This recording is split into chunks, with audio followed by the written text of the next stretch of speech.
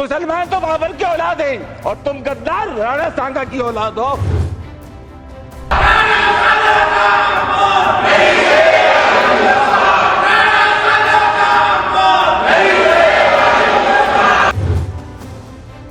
भाई जी, अरे बैठो यार। अब आप हल्ला मुझसे तेज नहीं मचा पाएंगे, मैं मचाऊंगा तो डिस्टर्ब हो जाइएगा। ये अपमानजनक जो दलितों के खिलाफ हो रहा, ये कभी नहीं सहन करेंगे। आप क्यों जाति को इसमें जोड़ना चाहते हैं? इसमें जाति धर्म का विषय ही नहीं है। इसी सदन के अंदर सरेआम एक हमारे मुसलमान सांसद का सरेआम अपमान किया गया, कोई कार्रवाई नहीं हुई अध्यक्ष जी। अब रामजी सुमन जी और कांग्रेस पार्टी दोनों खड़ी होकर के अपने स्टैंड पर माफी नहीं मांगेगी। हम इस मामले को समझौता नहीं करने जा रहे। समय की कोई अंतिम अदालत नहीं और इतिहास आखिरी बार कभी नहीं लिखा जाता। लेखक सुरजीत पातर के इतिहास नाम की कविता का यह अंश है और यही अंश संसद में आज की कार्यवाही का सार है। आज फिर से इतिहास के पन्ने पलटे गए और उन्हें लेकर किया गया हंगामा। एक बयान है, उस बयान पर माफी की दरकार है, लेकिन बयान देने वाला अभी माफी को तैयार नहीं है। सपा सांसद रामजी लाल सुमन के बयान पर आज खूब नारेबाजी हुई। इन सब के बीच लगा एक आरोप सदन के अंदर मुस्लिम सांसद के अपमान का। वहीं विदेश मंत्री एस जयशंकर ने पड़ोसी मुल्क पाकिस्तान पर बहुत तीखी बात कही है। कई आरोप हैं, उन पर कुछ जवाब भी। किसने मचाया हल्ला और किसको पड़ी डांट, सब कुछ जानेंगे आज के शो संसद में आज में। तो चलिए शो शुरू करते हैं।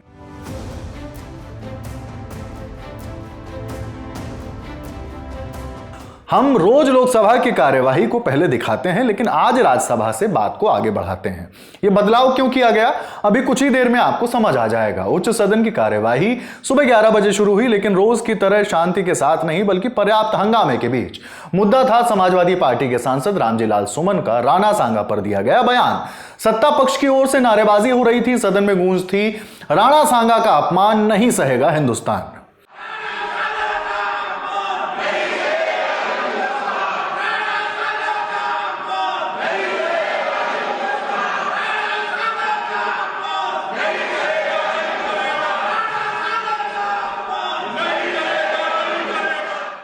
सभापति की ओर से सत्ता पक्ष के सांसदों को समझाने की कोशिश की गई, जिसके बाद कुछ देर के लिए नारेबाजी शांत हो गई। इस बीच सभापति जगदीप धनखड़ की ओर से कहा गया कि जो भी कहा गया था हमने उसे एक्सपंज कर दिया, लेकिन सोशल मीडिया के जमाने में यह एक्सपंज हमारे रिकॉर्ड तक ही सिमट कर रह गया है और वीडियो सोशल मीडिया पर वायरल हो गया।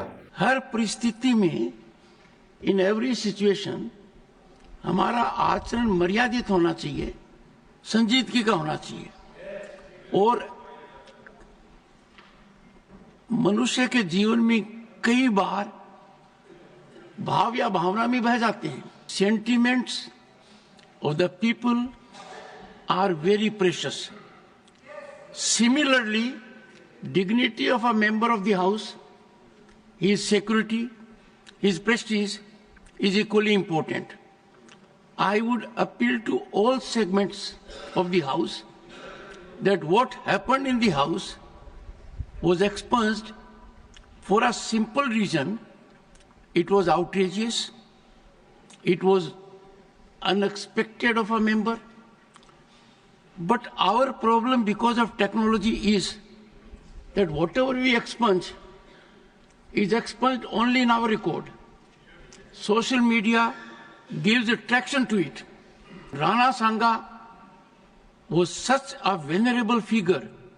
He lost his one hand, he lost his one leg, he lost half of his body fighting valiantly. And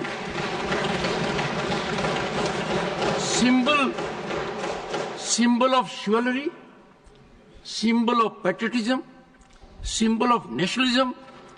सभापति की ओर से कही गई बातों के बाद सत्ता पक्ष की ओर से संसदीय कार्य मंत्री किरेन रिजिजू बोलने के लिए खड़े हुए। इस दौरान उन्होंने विपक्षी खेमे में बैठे सांसदों से इस मुद्दे पर अपना स्टैंड साफ करने की अपील की।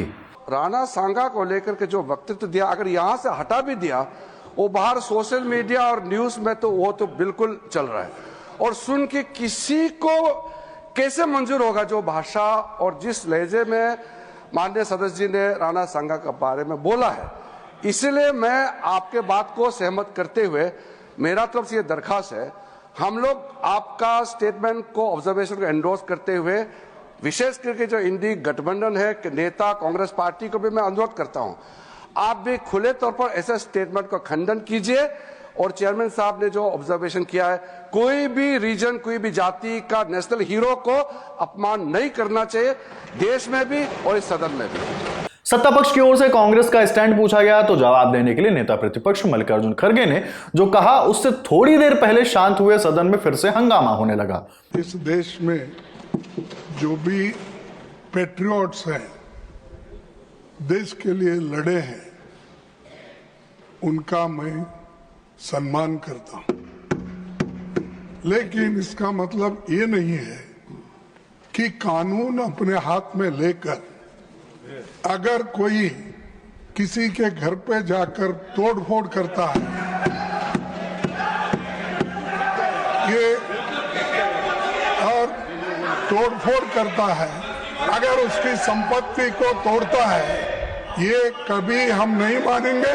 इसको मैं खंडन करता हूं। इस चीज को आपके बात से सहमत है, लेकिन इन्होंने वो मुद्दा उठाकर एक के जान मारने की कोशिश करते हैं, उसके घर पे जाते हैं और उसकी गाड़ी तोड़ते हैं, घर तोड़ते हैं। ये अपमानजनक जो दलितों के खिलाफ हो रहा, ये कभी नहीं सहन करेंगे। सत्ता पक्ष के इसी हंगामे के बीच कांग्रेस सांसद प्रमोद तिवारी बोलने के लिए उठे और मल्लिकार्जुन खड़गे की ओर से कही गई बातों को आगे बढ़ाया। आरोप लगाया कि दलित के घर में तोड़फोड़ और घर को जलाने की कोशिश की गई है। मेरा सिर्फ ये कहना है कि एक तरफ आप ये कह रहे हैं, और जिसका मैं सम्मान करता हूं, कि जो डिलीट हो गया, कार्रवाई का हिस्सा नहीं रहा, वो दोहराया नहीं जाना चाहिए। आज क्या हो रहा है, उसी को तो दोहराया जा रहा है। मैं स्पष्ट कहना चाहता हूं कि राणा सांगा इस देश के बहादुर थे, हमारे हीरो थे, हम उनका हीरो की तरह सम्मान करते हैं। और वहीं पे फिर दोहरा दूं मैं आपको, राणा सांगा या किसी भी जाति धर्म का हीरो है, वो देश के हीरो है। अब राणा सांगा की तारीफ न करने दे तो वो क्या है, आप इसी से अंदाजा लगाइए। मैं राणा सांगा के वीरता को प्रणाम करता हूं। राणा सांगा इस देश के नेशनल हीरो थे, पर वहीं समर्थन करता हूं कि आप किसी हरिजन का घर, दलित का घर आप जला नहीं सकते। राधा मोहन प्रमोद तिवारी की ओर से कही गई बातों पर जवाब देने के लिए उठे बीजेपी सांसद राधा मोहन अग्रवाल।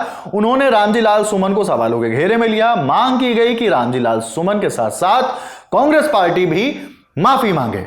उन्होंने सदन के भीतर या सदन के बाहर भी अगर ये स्पष्टीकरण दिया होता कि मैं ऐसा नहीं कहना चाहता था, और कह दिया होता कि मैंने जो कुछ कहा मैं उसके लिए शर्मिंदगी महसूस करता हूं और पूरे देश से माफी मांगता हूं, तो ये बातें उसी, अब आप हल्ला मुझसे तेज नहीं मचा पाएंगे, इसलिए सुनती जावेद जी शांति से।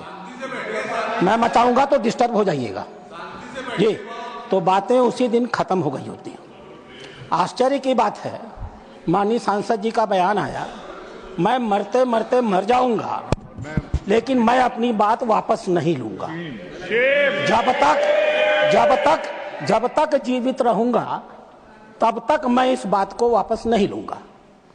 यह बताता है कि जो कुछ उन्होंने कहा था सोच समझ के कहा था, होशो हवास में कहा था, नियोजित तरीके से कहा था, और यह जो संपूर्ण इंडी ठगबंधन है, ये इस इंडी ठगबंधन की मानसिकता को द्योतक करता है। वाजपेयी जी, अरे बैठो यार। अध्यक्ष महोदय, एक बार एक सदस्य के कहनामे को तो छोड़ा जा सकता था, लेकिन माननीय नेता प्रतिपक्ष ने कांग्रेस का राष्ट्रीय अध्यक्ष होते हुए आज इस सदन में जो कुछ भी कहा है वो अक्षम्य है। वो अपराधियों को पूरी तरह संरक्षण देने का काम कर रहा है। उन्होंने सपोर्ट कर रहे हैं उनको,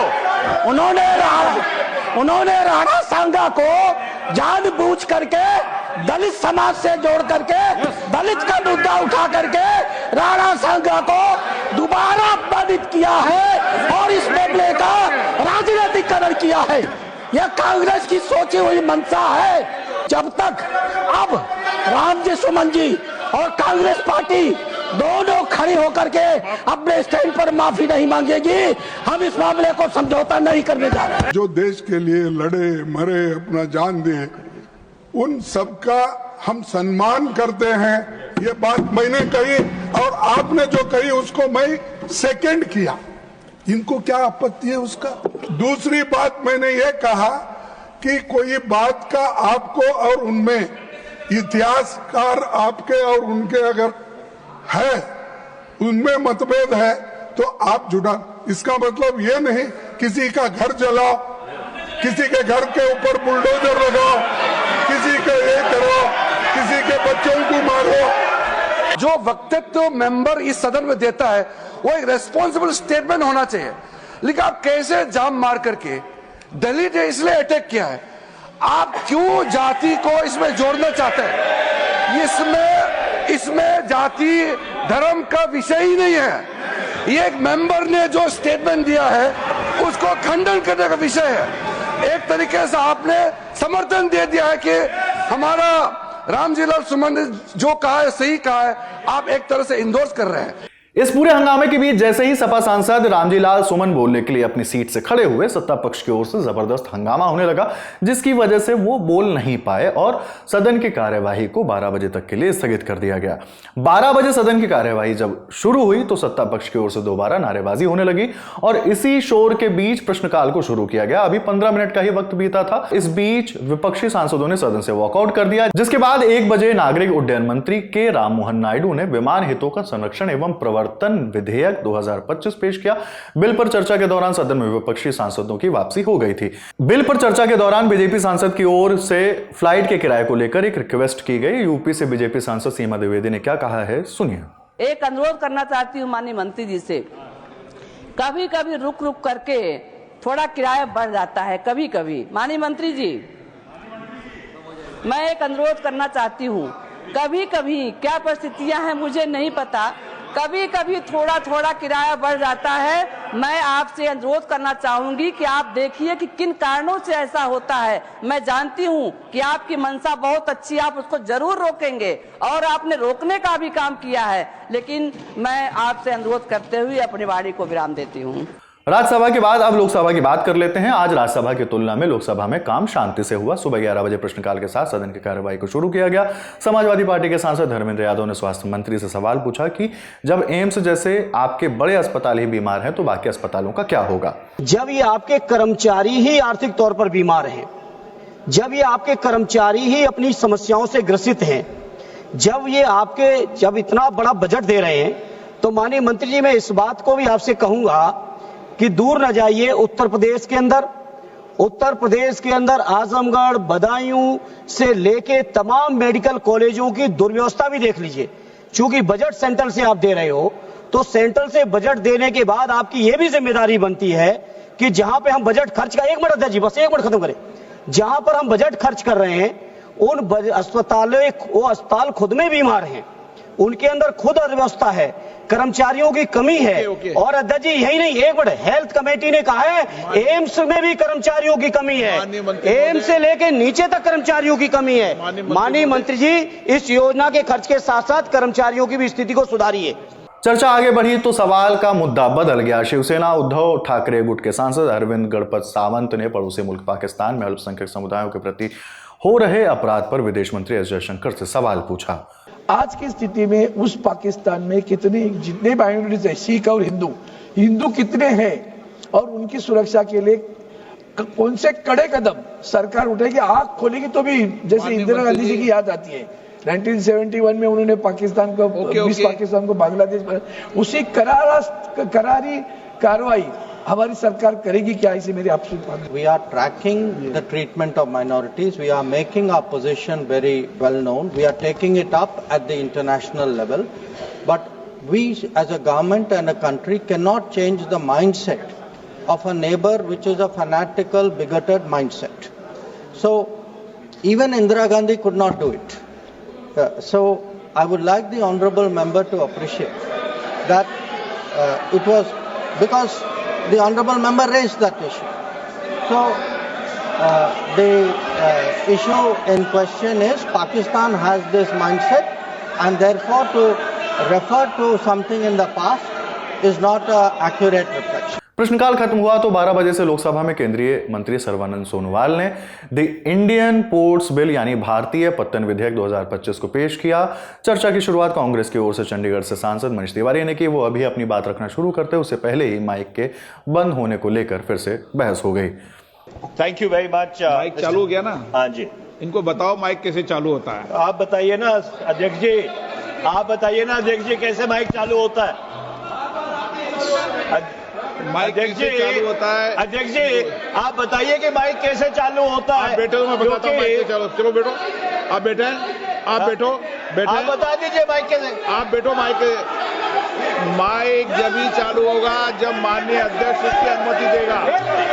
बिना अध्यक्ष के माइक चालू नहीं हो सकता। चलिए, आप सब सदस्य कहते हैं कि फ्राइडे को मेंबर्स का प्राइवेट रेजुलेशन है और उस दिन जब प्राइवेट संकल्प होता है या प्राइवेट बिल होता है, आप सदन नहीं चलने देना चाहते तो क्या माननीय सदस्यों का आप हक छीनना चाहते हैं? आप शून्यकाल नहीं चलाना चाहते, सदन नहीं चलाना चाहते आप? इसके बाद 12:15 बजे लोकसभा में शून्यकाल की कार्यवाही शुरू हुई। मुद्दा उठा सपा सांसद रामजीलाल सुमन की ओर से राणा सांगा पर दिए गए बयान का। सत्ता पक्ष की ओर से इस बयान को लेकर सवाल उठाया गया। राणा सांगा भारत की विरासत है, उनका त्याग, उनका बलिदान हम सबों को गर्व देता है। वो हमारे देश की प्रेरणा है और उनके बारे में इतनी हल्की बात की गई, ये बहुत हम भत्सना करते हैं। देश के महान प्रतीकों, चाहे वो शिवाजी हो, चाहे वो राणा सांगा हो, उनका अपमान नहीं सहेगा हिंदुस्तान, ये हम कहना चाहते हैं। राणा सांगा के मुद्दे पर जारी विवाद यहीं नहीं थमा। सपा सांसद धर्मेंद्र यादव ने सदन के अंदर मुसलमान सांसद के अपमान का आरोप लगाया, जिस पर आसन की ओर से कहा गया कि आप नियम पढ़ लें और उसके मुताबिक ही मुद्दे उठाएं। इसी सदन के अंदर पिछले 17वीं लोकसभा में सरेआम एक हमारे मुसलमान सांसद का सरेआम अपमान किया गया। इसी सदन के अंदर किया, कोई कार्रवाई नहीं हुई। अध्यक्ष जी, आज अध्यक्ष जी, मैं इस मौके पर कहना चाहता हूँ समाजवादी पार्टी के, अरे बात सुनिए, एक मिनट बैठ जाए। राणा सांगा जी निश्चित तौर पर देश के योद्धा थे, समाजवादी होते हैं। एक मिनट बैठ जाइए, एक मिनट बैठ जाइए। आप धर्मेंद्र जी बैठ जाइए। नहीं, मैं एक मिनट सुन लें, मेरी बात सुन। मैं आपको इजाजत दूंगा, मैं आपको इजाजत दूंगा। मेरी बात सुने, मेरी बात सुने, मेरी बात सुन ले, मेरी बात सुन ले। मैं आपको इजाजत दूंगा। आप बताइए, 0 आवर में लोक महत्व का विषय हो, तात्कालिक हो, अविलंबनीय हो, देयर आर 3 पैरामीटर। आप 17वीं लोकसभा की बात करेंगे, 17वीं लोकसभा की बात कैसे होगी? नहीं, सदन ऐसे नहीं चलेगा। इसके बाद आसन की ओर से लोकसभा में लंच के लिए सदन की कार्यवाही को 2 बजे तक के लिए स्थगित करने की घोषणा कर दी गई। राणा सांगा पर जैसी बयानबाजी सदन के अंदर हो रही थी, वैसे ही बयानबाजी सदन के बाहर भी जारी थी। बीजेपी सांसद कंगना रनौत ने इस मुद्दे पर क्या कहा है, सुनिए। उनका इस तरह से अपमान करना, आए दिन कोई ना कोई इस तरह से एजेंडा चलाना और देश में ये प्रतिक्रिया लाना, ये क्रोध की और ये एक मनमुटाव की और काटने की या बंटवारा करने की ये जो भावना हमेशा लाते रहना, ये बहुत ही गलत बात है। ये कहीं नहीं लिखा कि उन्होंने किसी तरह का कोई देशद्रोह किया, ये कहीं नहीं लिखा कि कोई हिस्टोरिकल इसका कोई फैक्ट नहीं है। तो प्लीज इस तरह की बातों से रिफ्रेन करें। आज संसद में जो कुछ हुआ अत्यधिक दुर्भाग्यपूर्ण है।